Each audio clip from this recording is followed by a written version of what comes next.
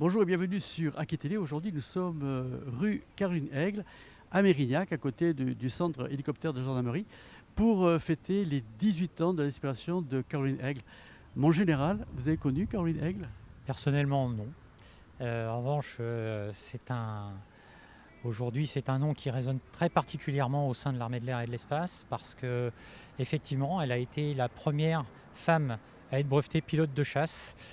Cet événement, ça je m'en souviens, puisque c'était en 99, nous on était en opération pour le Kosovo, et le chef d'état-major de l'armée de l'air de l'époque, le général Ranou, s'était déplacé lui-même pour cette cérémonie un peu particulière.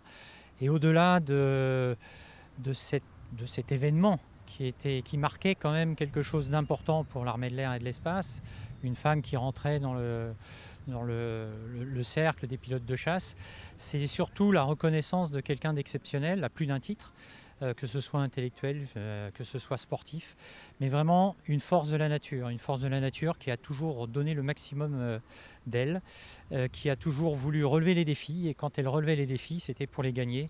C'est exactement ce qui anime un pilote de chasse, parce que quand il monte dans son avion, et je pense que elle, quand elle montait dans son avion, elle y pensait aussi, c'est pour gagner, parce qu'on est là pour ça, et on donne toujours le maximum de ce qu'on peut. C'était une des meilleures femmes de l'armée de l'air, puisqu'elle était candidate pour être spationaute. C'est pas souvent ça. Alors non, c'est pas souvent, mais cela dit, aujourd'hui on en a une, hein, Sophie Amuno, qui est maintenant, elle est rentrée dans le programme de formation, et qui très prochainement certainement aura cette joie de partir dans l'espace. Mais Caroline Aigle avait tout de toute façon pour réussir, y compris dans cette voie-là. Et nul doute qu'elle aurait réussi, assurément. C'est pas vous faire injure de dire que vous avez quitté le commandement ici de la grande région des armées. Vous êtes maintenant à la retraite. C'est important d'être ici aujourd'hui. C'est toujours important, d'abord vis-à-vis des jeunes qui ont participé à cette cérémonie. C'est aussi important pour les organisateurs de cette cérémonie qui mettent beaucoup d'eux-mêmes.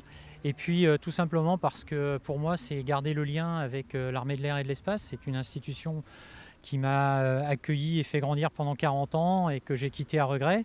Et ce lien, il faut l'entretenir. Donc pour moi, c'était une joie de pouvoir venir ici et me souvenir de Caroline Aigle, et au-delà de Caroline Aigle, de tout ce qu'elle a pu faire et de ce qu'est l'armée de l'air et de l'espace et le monde de la chasse.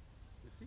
Merci à vous. Voilà, ainsi se termine notre reportage ici en hommage à Corinne Aigle. À très bientôt sur Gué Télé. D'ici là, portez-vous bien.